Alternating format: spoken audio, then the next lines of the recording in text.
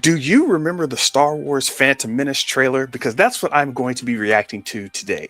Years ago, back in, how long ago was it? This is the 1999 theatrical trailer for Star Wars Episode 1, The Phantom Menace. I'm taking it back to react to it. Now, normally on Show vs. Business, me and my co-host Theo, we both get together and we do these reactions to trailers. We talk about them, we discuss them and get into it.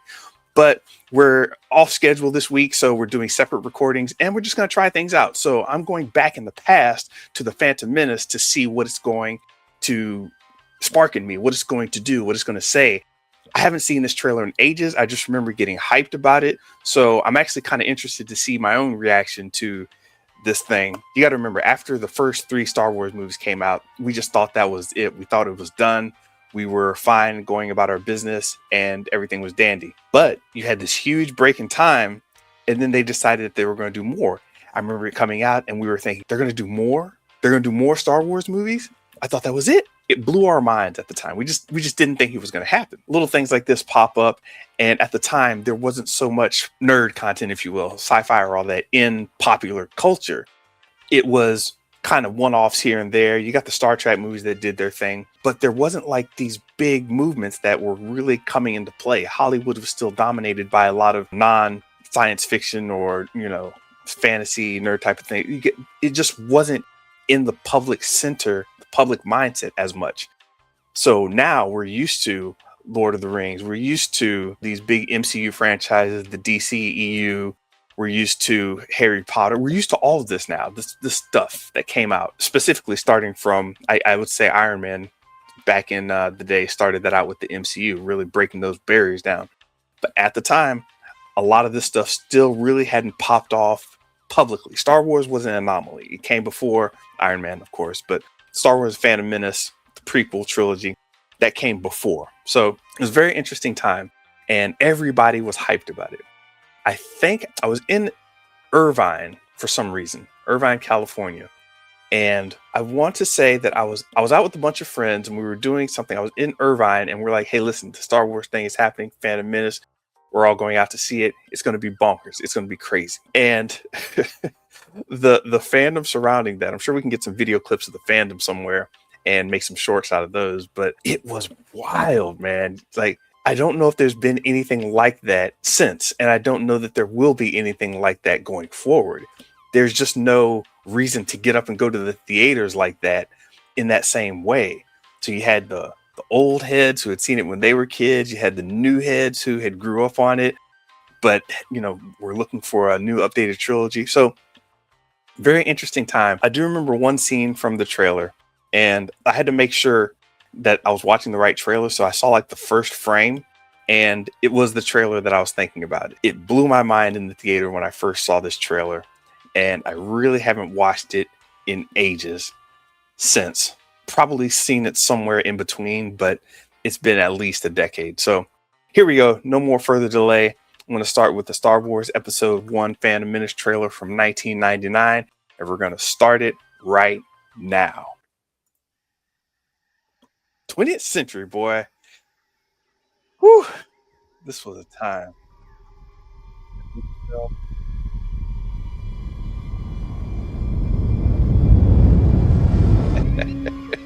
I will not condone a course of action that will lead us to war.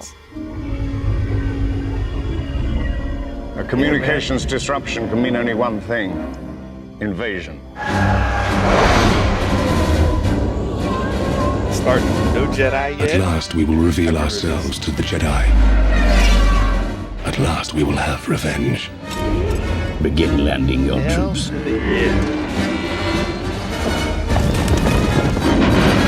This was we crazy. haven't much time. The Federation has gone too far. The death toll is catastrophic. Our people are dying, Senator. We must do something quickly. You must contact me. There is something else behind all this, Your Highness. They will kill you if you stay. And I can only protect you. I can't fight a war for you.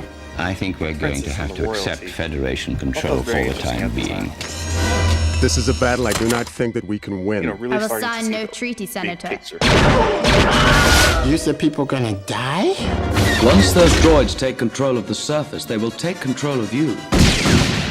I was not elected to watch my people suffer and die while you discuss this invasion in a committee. I know. I like the politics of. Get to your ships! They would never get me onto one of those dreadful starships. Always two there are, a master and an apprentice.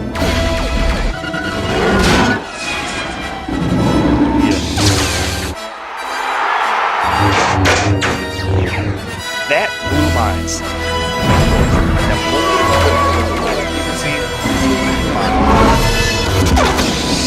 Kids were running up and down the aisles of the theaters when they saw that. Them out. All of them. All of them.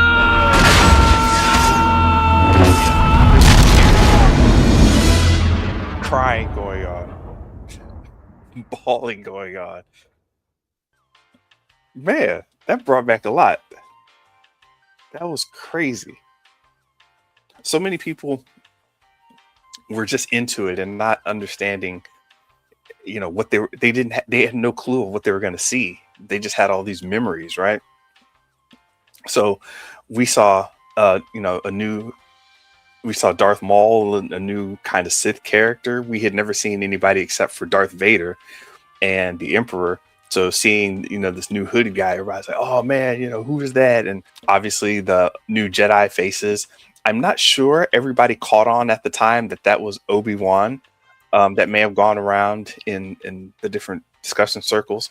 We certainly didn't know Amidala in any of the Naboo, but that was a very strong visual of the world building that was going on. I don't know if anybody knew that Palpatine, them showing his face, who that was, but that was kept a pretty big secret too. In fact, a lot of people didn't even know when they were talking about the Phantom Menace that Anakin was Darth Vader. People knew Star Wars, but there wasn't the same amount of conversation around all of these characters.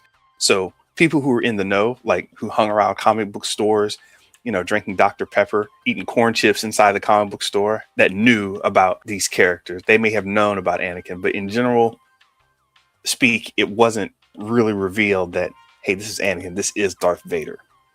So there was still a lot of mystery on who these characters were, who the Gungans were, what this was all about. We just saw cool scenes. And obviously they did a lot of throwbacks, got lasers, the pew pew. I guess you didn't get a lot of the smuggler aspect out of the trailer. I don't think anybody ever said anything about that. I don't remember anybody knowing what to expect on that either. What was your favorite memory from these trailers? Like the strongest memory, obviously, as I said, was Darth Maul with his dual wielded lightsaber. That was the biggest mind-blowing kind of moment. But I think the part that really just stuck with me the most was the scope of the world and the community. Star Wars talked about this big universe and empire and star systems, but until I saw, Endor was just some Ewoks in the trees, but until we started seeing the Senate, the viceroys, until we started seeing all these characters and these battleships and things, we didn't really start to get a sense of how big this universe was. Obviously a universe by nature is supposed to be big. So I think that's what really stuck out to me the most. Plenty of classic throwbacks, plenty of classic imagery, plenty of new things to show. So it did this very difficult job of bridging the old and the new. Like, hey, we're going into this new area, but there's all this old stuff that we're bringing into it. Not everybody does that correctly, especially in a trailer. I was really happy to see that, how well they did that. And that really made it part of the hype too. I'm personally a Phantom Menace fan, so I didn't feel like I was cheated out of anything. But I really did like what it did and what it put forth, giving old throwbacks to Jabba. And yeah, you got to remember at the time we weren't doing these frame by frame breakdowns of trailers and things. So people would watch a movie again to see the trailer again, or try to stay in the theater a second time, hoping the cleaning staff wouldn't kick them out. People would stay in the theater again just to see the trailer repeat, or actually go to the movie again just to watch a trailer. It was that crazy. Let me know if your stories on that. Let me know if you liked any of the Star Wars trailers. There's another one. Maybe I should have watched that one because this one was a theatrical trailer, but there was another trailer I remember that had the Gungan, I think, walking through the mist. That was another trailer I specifically remember. Either way, let me know what you thought of this trailer. Let me know your stories when you saw the trailer. Where were you? What were you doing? What you thought about it? How old were you? I was in my 20s at the time when I saw this trailer. Awesome times. Awesome stuff. Let me know what you think. Once again, this is Show versus Business. We do this every week. We've always got good content out for you. My name is Mr. Benja. Follow me at Mr. Benja, and also follow the real Theo Harvey at his page. And yeah, let me know what you think. And that's going to be it for this. Peace.